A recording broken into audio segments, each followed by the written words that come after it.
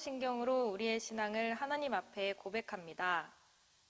전능하사 천지를 만드신 하나님 아버지를 내가 믿사오며 그 외아들 우리 주 예수 그리스도를 믿사오니 이는 성령으로 잉태하사 동정녀 마리에게 나시고 본디오 빌라도에게 고난을 받으사 십자가에 못 박혀 죽으시고 장사한 지 사흘 만에 죽은 자 가운데서 다시 살아나시며 하늘에 오르사 전능하신 하나님 우편에 앉아 계시다가 저리로서 산자와 죽은 자를 심판하러 오시리라. 성령을 믿사오며 거룩한 공회와 성도가 서로 교통하는 것과 죄를 사하여 주시는 것과 몸이 다시 사는 것과 영원히 사는 것을 믿사옵나이다. 아멘.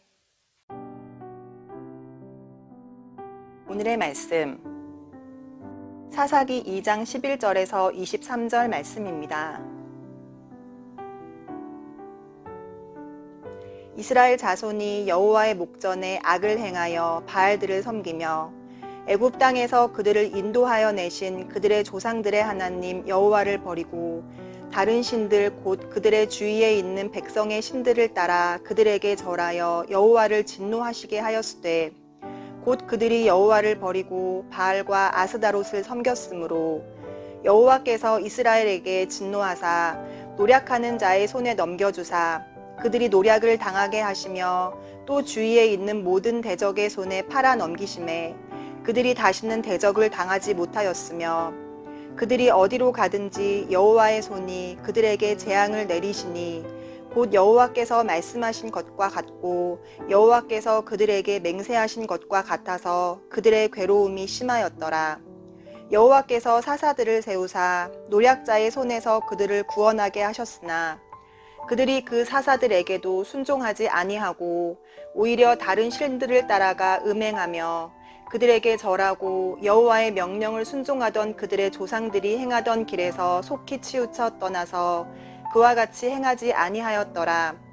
여호와께서 그들을 위하여 사사들을 세우실 때에는 그 사사와 함께 하셨고 그 사사가 사는 날 동안에는 여호와께서 그들을 대적의 손에서 구원하셨으니 이는 그들이 대적에게 압박과 괴롭게 함을 받아 슬피 부르짖음으로 여호와께서 뜻을 돌이키셨음이거늘 그 사사가 죽은 후에는 그들이 돌이켜 그들의 조상들보다 더욱 타락하여 다른 신들을 따라 섬기며 그들에게 절하고 그들의 행위와 패역한 길을 그치지 아니하였으므로 여호와께서 이스라엘에게 진노하여 이르시되 이 백성이 내가 그들의 조상들에게 명령한 언약을 어기고 나의 목소리를 순종하지 아니하였은즉 나도 여호수아가 죽을 때에 남겨둔 이방 민족들을 다시는 그들 앞에서 하나도 쫓아내지 아니하리니 이는 이스라엘이 그들의 조상들이 지킨 것 같이 나 여호와의 도를 지켜 행하나 아니하나 그들을 시험하려 함이라 하시니라.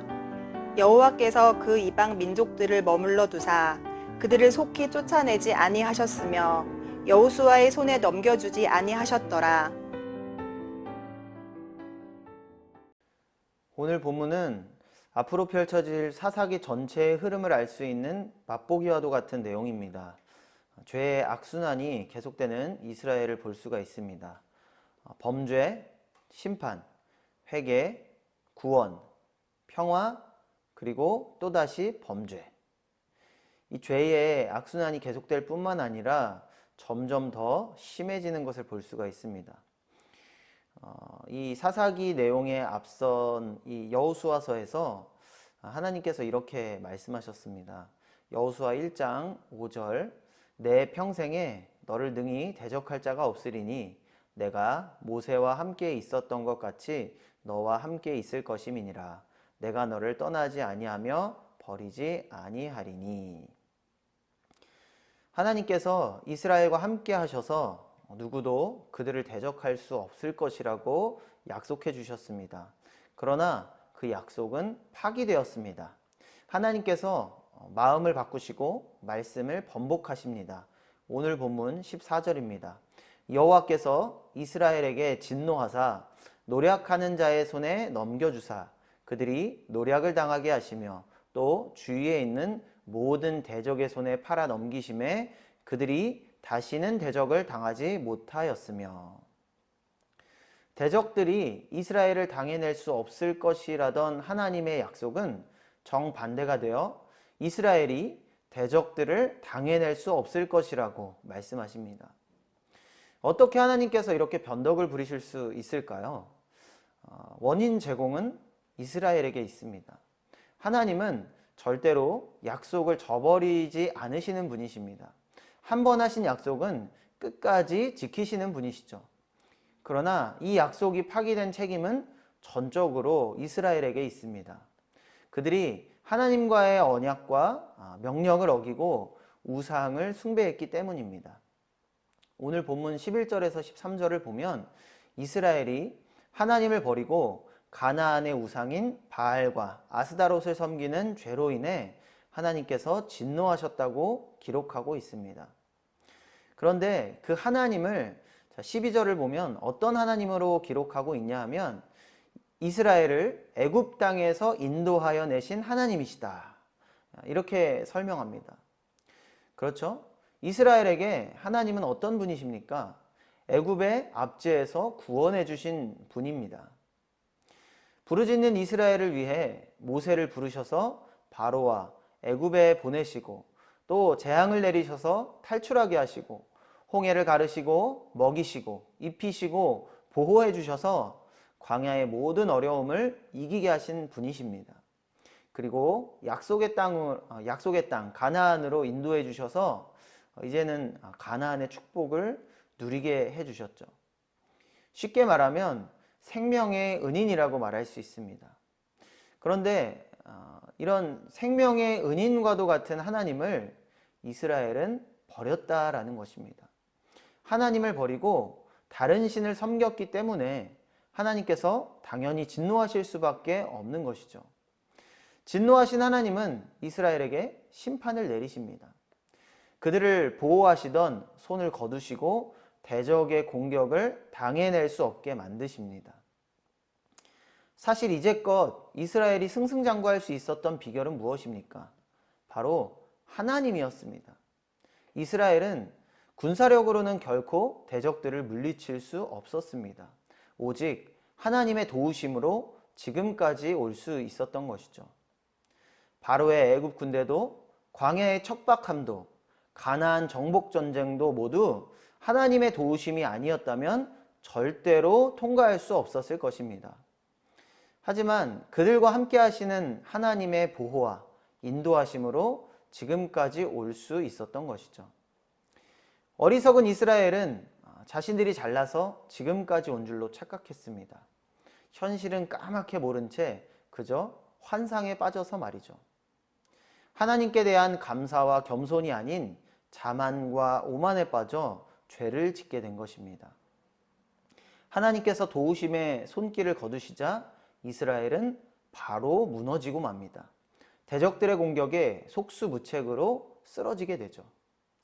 사실 이스라엘은 하나님이 아니면 아무것도 아닌 존재이기 때문입니다. 고난으로 인해 이스라엘은 정신을 차리게 됩니다. 매를 맞고 정신이 바짝 든 것이죠.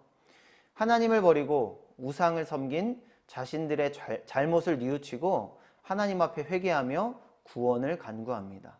물론 이 회개가 참된 회개는 아니었습니다. 그저 고난이라는 장애물을 넘기 위해 하나님 앞에 잠깐 엎드린 것 뿐이었습니다. 그러나 하나님은 그러한 이스라엘의 불완전한 회개에도 그들을 긍휼히 여기셔서 사사들을 보내주십니다. 사사들의 활약으로 이스라엘은 건짐을 받게 되고 고난이 끝나고 잠시나마 평화의 시간을 맞이하게 됩니다. 그러나 평화도 잠시뿐입니다. 시간이 지나고 사사가 죽으면 다시 또 범죄하게 되는 이 죄의 악순환을 이스라엘은 벗어나지 못하게 됩니다. 도대체 이스라엘은 왜 이렇게 미련하게 어리석은 선택을 계속 반복하는 것일까요? 한번 매를 맞고 혼났으면 정신 차리고 하나님 앞에 올바로 살아야 되는 것 아니겠습니까? 이스라엘의 계속되는 배신과 죄를 보면서 화가 나지 않으십니까? 또 하나님은 어떠십니까? 이스라엘의 회개가 참된 회개가 아닌 그저 위기를 모면하기 위한 악어의 눈물이라는 것을 아시면서도 그럼에도 불구하고 왜 계속해서 사사들을 보내주셔서 구원해 주시고 용서해 주시고 품어 주시는 것일까요? 개선의 여지가 없는 이스라엘을 그냥 진멸하시면 안 되는 것일까요? 답답한 마음이 들기도 합니다. 오늘 우리는 본문의 내용을 통해서 사사기 전체의 내용을 통해 계속 반복되는 이 사이클을 볼 수가 있습니다. 이스라엘 백성들의 범죄, 하나님의 심판, 그로 인한 이스라엘 백성들의 회개, 또다시 하나님의 구원, 그리고 찾아오는 평화, 그리고 다시 또 반복되는 이스라엘의 범죄. 개선되지 않고 반복되는 이 패턴을 통해서 우리는 무엇을 깨달아야 할까요? 이스라엘의 반복되는 죄악의 모습 속에서 나의 모습을 발견할 수 있어야 합니다. 그들의 모습이 바로 나의 모습이기 때문입니다. 이스라엘의 반복되는 죄에 분을 내기보다 하나님 앞에 죄와 배신의 고리를 끊지 못하는 나의 모습에 분을 내야 합니다. 이스라엘을 정죄하기보다 나의 삶에서 이스라엘의 모습을 발견하고 하나님 앞에 회개하여 이제는 더 이상 죄악에 지지 않고 죄를 넘어서 승리하는 삶을 살아야 합니다. 계속되는 죄악에도 이스라엘을 용서하시고 품어주시는 하나님의 사랑이 답답하셨습니까? 그 용서와 사랑이 있었기에 내가 구원받을 수 있었습니다. 그것이 아니었다면 나는 이미 죽을 운명이었습니다. 그 용서와 사랑에 감사하는 마음을 품을 수 있기를 바랍니다. 이제 말씀을 정리하겠습니다. 우리가 말씀을 대할 때 가장 중요한 것은 바로 말씀을 나에게 비추어 보는 것입니다. 이 말씀이 나에게 어떤 깨달음을 주는가? 이 말씀을 나에게 어떻게 적용시켜야 하는가? 하고 말이죠. 우리는 오늘 본문에서 사사기에 반복되는 죄의 악순환을 통해 나의 모습을 발견할 수 있어야 합니다. 그리고 그것을 타산지석으로 삼아야 합니다. 이스라엘과 같은 실수를 반복하지 않는 저와 여러분이 되시기를 바랍니다. 죄를 끊어내고 하나님 앞에 신실하고 진실한 삶을 살기 위해 몸부림치시는 저와 여러분이 되시기를 바랍니다. 사람의 힘으로는 도저히 불가능합니다. 철저히 하나님 앞에 나아가는 삶을 살아야만 합니다.